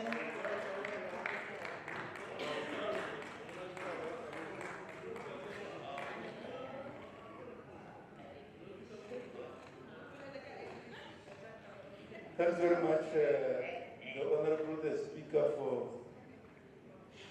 the opportunity to debate the 2022-2023 first quarter performance report of the Department of Provincial Treasury, as tabled in this House by the Honorable Portfolio Committee of the Honorable House. Honorable Member Slamlela and Honorable Mkhanyani have covered principally the issues because the focus of our work is generally on the external work that Treasury must do because of the powers it has in terms of the Constitution and the law, including Public Finance Management Act, to help other entities of the state to improve their finances and run their books better. And as they have said, we were looking at essentially the three areas: the support by the department to municipalities, the support by the Department of Provincial Treasury to public entities, and the support by the Department of Provincial Treasury to other line function departments. Not forgetting that all those bodies have got people who are running them, who are accountable for them as HODs and CFO. Mopani that got not a good audit. Other municipalities, a number of them got qualifications, but they are out of adverse and disclaimers. And there are many other municipalities got unqualified audit opinions, and a few, and we hope that they will increase, got clean audits. There were troublesome municipalities which we regarded as municipalities whose finances and how they were running their affairs was totally unstable, as regarded as unstable municipalities. Those were Mopani District, Thabazimbi, Modimolle Mokhopong, and Mogalakwena. It looks like Thabazimbi and Mokhopong are still at the bottom of the pit. Mogalakwena looks like it may come up, particularly now that there are arrests of various kinds that are happening there, of various kinds of arrests, of all kinds of arrests. And we want the arrest to be extended and expanded. Now, I'm speaking on behalf of the Portfolio Committee in this provincial legislature as a representative of 5 million residents of this province. We want the arrest to be expanded and extended. That is English for people like Sishoka. He may be hearing that for the very first time.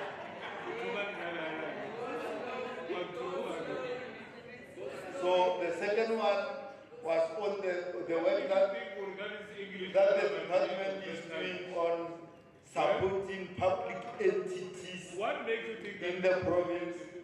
And the entities are coming out right generally.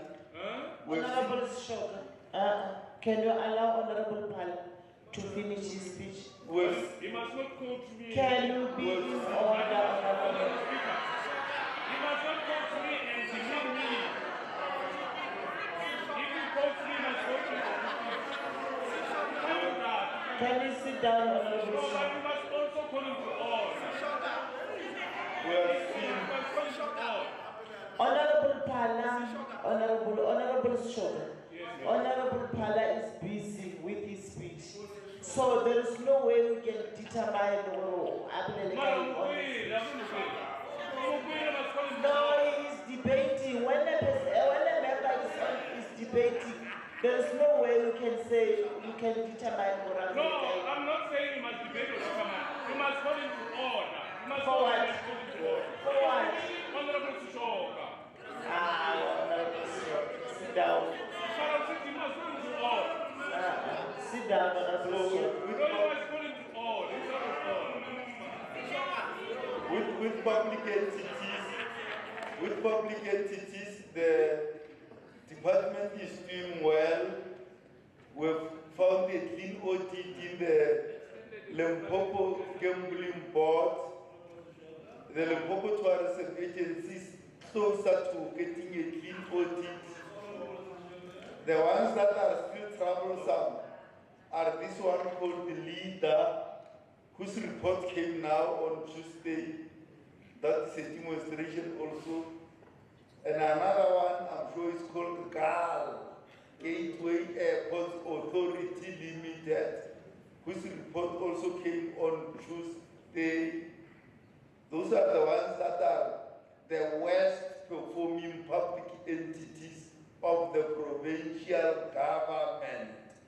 And we are focused on them. Even in the Standing Committee on Public Accounts, our eyes are on them. They are coming there. not going to be a cold day, even if it is winter, when they arrive there.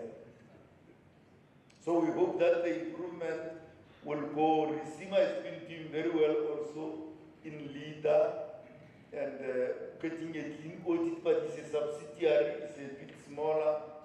We hope that also Great North Transport will improve now that they got a booster of some monies and buses in the recent period. Well, there's a support to departments also in ensuring that they do their work, particularly condonation of irregular expenditure, which is the work of Treasury, that once irregular expenditure has happened, they must investigate it, charge officials, and now bring it to Provincial Treasury for condonation purposes. And we are watching that space as closely as possible to see whether indeed departments, charge officials that are responsible for irregular expenditure and fruitless and wasteful and other expenditures, but also that expenditure that needs to be recovered, that is recoverable against the responsible official, is recovered against that official. And our Treasury is working with us closely in that regard, because those are the things that will tell the provincial government. In this time, we have how many clean audits? There should be 4 provincial treasury, the office of the premier, LITED, and the Limpopo Gambling Board. And this legislature of Limpopo has got a clean audit some previous year ago. It regressed. The same with other departments like the Department of Transport and Community Safety, which was clean at one time. It has regressed also, and a lot of others. We hope that improvement will happen to ensure that we turn the province around. As of now, as we speak, as we said some time ago without contradiction, at the beginning, some time ago, this provincial government was one of the worst performing provincial governments in the Republic of South Africa in relation to audits. Now it is, as we said last year, one of the best performing provincial governments in the Republic of South Africa. Is amongst the top 5. In the top 5. What is the other word for top 5? The big 5.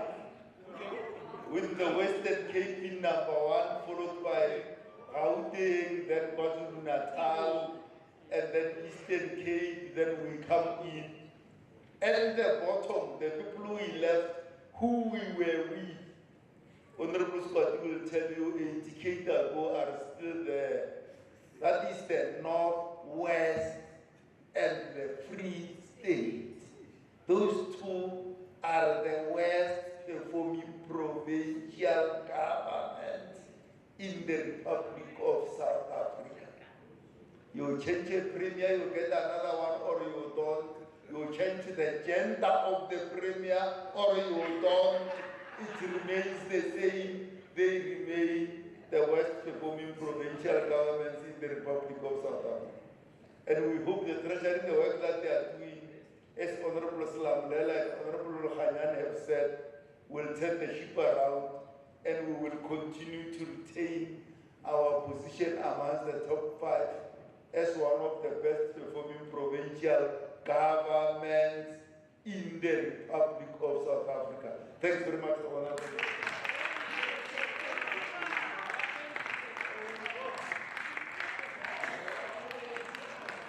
Thank you very much, Honorable Chair, Honorable Pala. We shall now call upon the Honorable MEC for Provincial Treasury, Honorable Swati, to come and respond to the debate.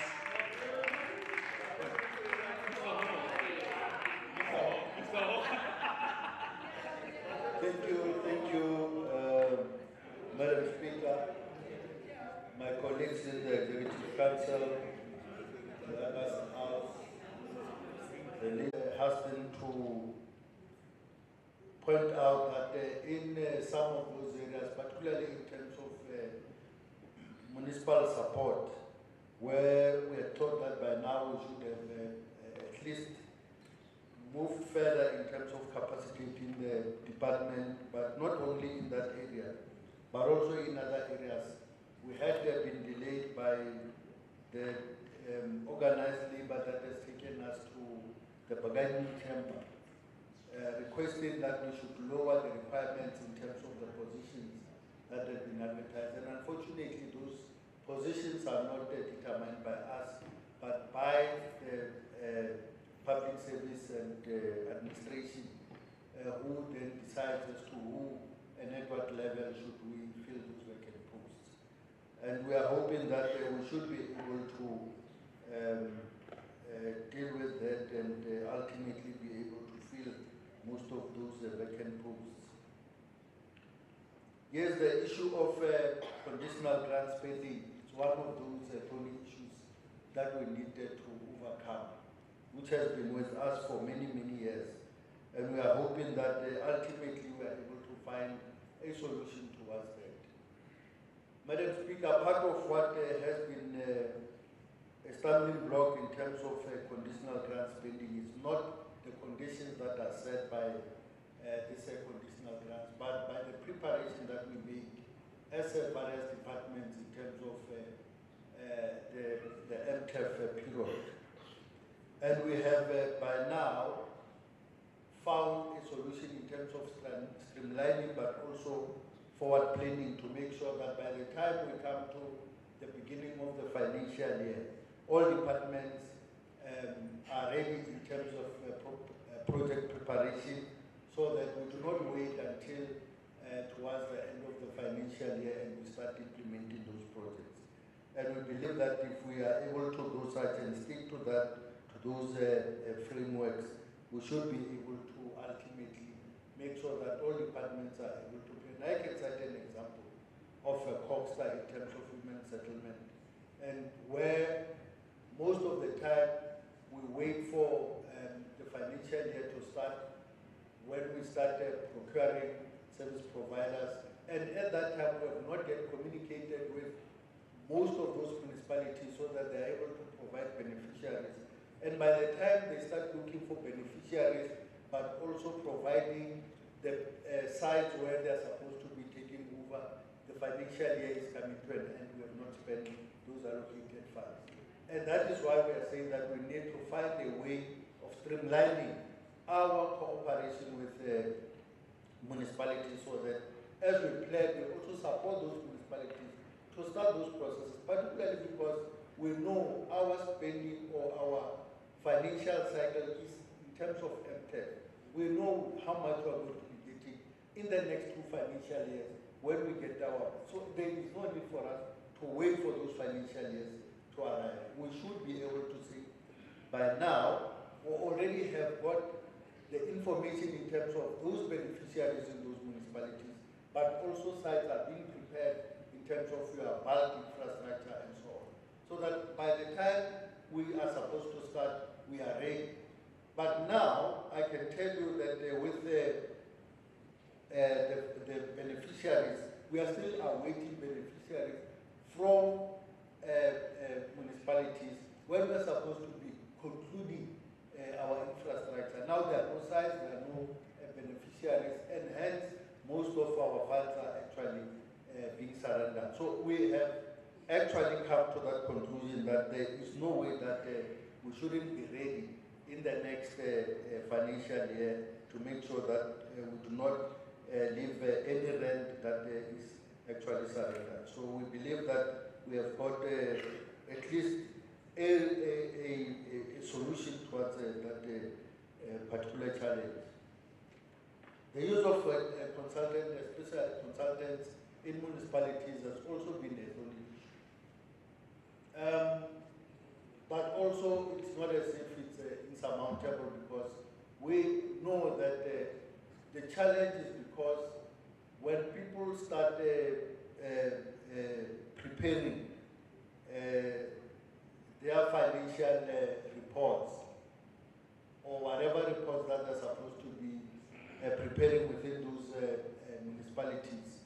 they only bring consultants at the end, at the tail end of the process. Whereas the work has to be done on a monthly basis, and therefore you do not even need consultants when you are able to do it. Now, if you look at the Mopani, for instance, they have been using consultants, but continuously we have been in the same status, where we are getting disclaimers in 2 financial years consistently. That tells you that it's not about consultants, and consultants are just coming to collect whatever that they want to collect and they go home. But the work has to be done throughout the process. Even if consultants were to try to instill or to capacitate the municipality, but at the tail end of the process, there is nothing that will actually change. Now, we are going to make sure that we can capacitate those municipalities and support them. The unfortunate thing is that in municipalities like that, when we're supposed to intervene, the turnaround time becomes very, very important. Now, when you intervene, a municipality runs to the court of law, and they obtain what they call rulings, I think Chairperson knows it, where they actually try to prevent you or restrict you from implementation of whatever interventions that you are trying to bring in. Now, those are some of the inhibitors in terms of us turning around some of these municipalities so that we are able to ultimately get better results out of those. The GNT and GAAL, yes, those are some of our entities that we need to make sure that we do capacity. And with GAAL, we believe that at the rate at which we are moving, in terms of making sure that we turn it around, but also get other role players who will be able to assist you for capacity, we should be able to get somewhere. And I believe that our MEC will be able to give us more information when it comes, at the right time. GNT, we are looking at a new licensing regime, which also creates its own challenges. And we believe that we should look at a way in terms of unbundling, but as well, I think the MEC should be able to give more information when it relates to that, because part of what we're looking at in terms of turnaround is to find a way of unbundling in some of the areas and ensuring that we are able to continuously empower those upcoming companies like other companies that have already been empowered. We are hoping Bomadodi and others, we should be able to ultimately make sure that we reduce the burden in terms of government funding, but also make sure that we allow GNT to do what it is able to do at its best. The issue of forensic reports, as is true, we should be able to make sure that all those departments who have received their forensic reports are able to expedite the implementation of those recommendations. And we are hoping that we should be able to ultimately get reports in terms of the status of the implementation of those reports. And lastly, Chair, let me take this opportunity to thank you, Chairperson of the Portfolio Committee, for your continuous leadership, but also members of the Portfolio Committee for the counsel that you continue to give us and the support that we provide to the Provincial Treasury, so that we are at all times ready but also capacitated to carry out our function.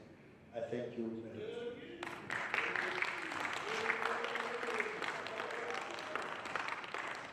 Thank you. Thank you, Honorable MEC.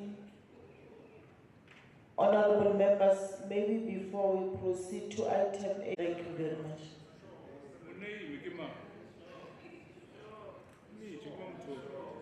Honorable item 8, which is the announcement. Honorable Chair of Chairs. Thank you, Manana Speaker. Nakautakan karko na announce for lunch iko laka bodrum le yato. Thank you. Thank you very much. Honorable members, today is the birthday of Honorable Maharaj. May I please, or all of us will rise and sing for. No, there's nothing wrong with that, Honorable members. Let's just sing for Honorable Maharaj.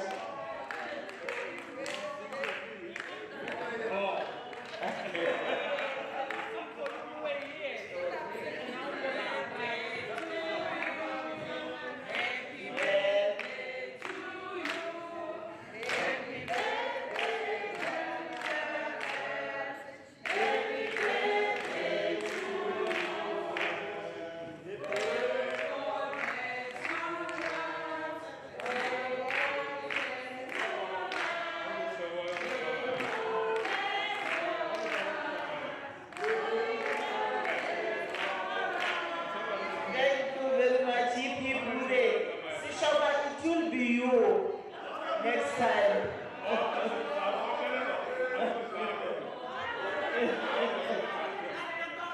Honorable members, can you sit down? Thank you very much. The House is adjourned to Tuesday, 14 March 2023 at 10 hours in this Home Legislative Chamber. Thank you very much.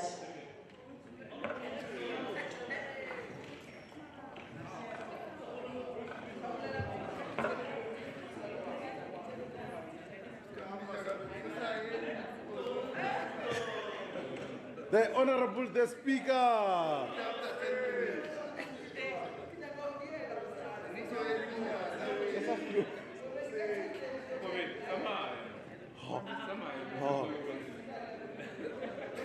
Sure.